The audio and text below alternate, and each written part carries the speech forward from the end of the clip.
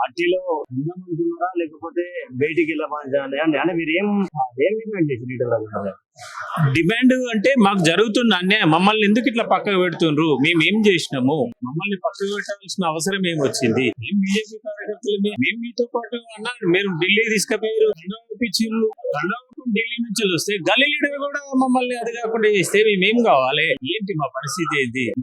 సంజయ్ అన్న ఉన్నాడు central minister, తను కూడా పట్టించుకొని మరి ఏంది కార్యకర్తలందరినీ కలుపుకొని పోవాలిగా. ఎక్కడ నువ్వు జమ్మికుంటకు వస్తే నీకు 20 మంది ఉంటలేరు, నువ్వు వేణవంకకు వస్తే 15 మంది లేరు, అలాంటప్పుడు బీజేపీకి అవమానమే కదా. మరి మేము ఉన్నదంతా బీజేపీ అభిమానులమే కదా, హుజరాబాద్ లో ఉన్న కార్యకర్తలము, అది ఈటల రాజేందర్ అన్న అభిమానులు కూడా ఉన్నారు కదా, మరి వాళ్ళని కూడా నువ్వు తీసుకోవాలి కదా. ఎక్కడ పోతుంది నీ లోపం, మీకు ఎందుకు 20 మంది 30 మంది ఉంటున్నారు.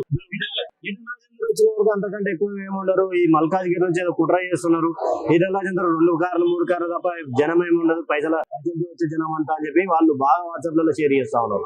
మీరేమో బండి సంజయ్ 15 మందితో వచ్చినా మీరు అంటారు అది చాలా తప్పు. ఒకసారి ఈటల రాజేందర్ వస్తే ఎంత మంది వస్తారు అనేది ప్రజలకు తెలుసు.